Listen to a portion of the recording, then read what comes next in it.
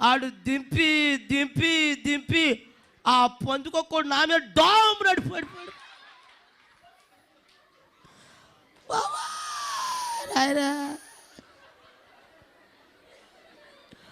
పడిపోయినాడు లెగలా, లేకపోతే కాకరకాయ అన్నాడు. లేగా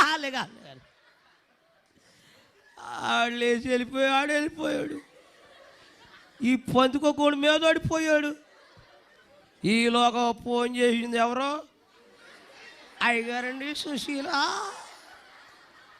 ఏంటమ్మా ఎక్కడున్నారు, ఎక్కడ దాకా వచ్చారు? ఎక్కడ దాకా వస్తానమ్మా, మీ ఊరు వచ్చి మీ బస్ స్టాండింగ్లో ఉన్నానమ్మా అన్నాను. అక్కడ ఉండండి అందే. వాళ్ళ అబ్బాయి వచ్చాడు, ఆడు సైకిల్ వేసుకొచ్చాడు. ఆడు సైకిల్ వేసుకొచ్చేవేట్రా, మా నాన్నగారు బండి బయటకు వేసుకెళ్ళారు.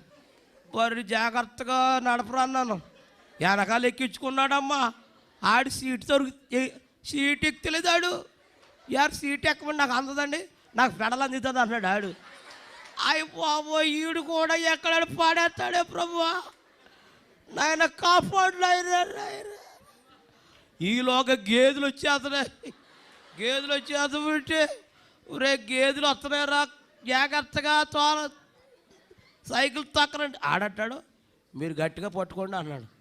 నేను ఎందుకు పట్టుకోను, గట్టిగా పట్టుకుంటే ఒక గేదె వచ్చి దోమును గుద్దేసింది సైకిల్. ఆడేమో అట్టి పడిపోయాడు, నేనేమో పేడగుప్పలో పడిపోయాను. మొత్తం బట్టలన్నీ ఖరాబ్ అయిపోయినాయి.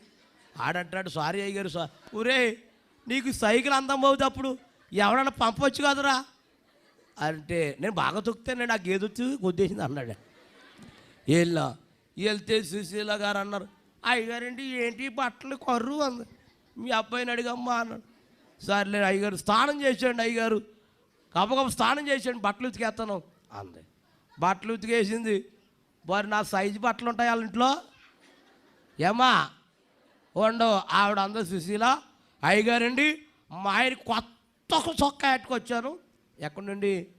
కోయిటా నుంచి కొత్త చొక్కా ఎట్టుకొచ్చాను, ఆ చొక్కా వేసుకోమంది. ప్యాంట్ వేసిన ఒకటే, చొక్కా వేసిన ఒకటే. అమ్మా అదేమో నాకు నైటీ అయిపోయింది. అది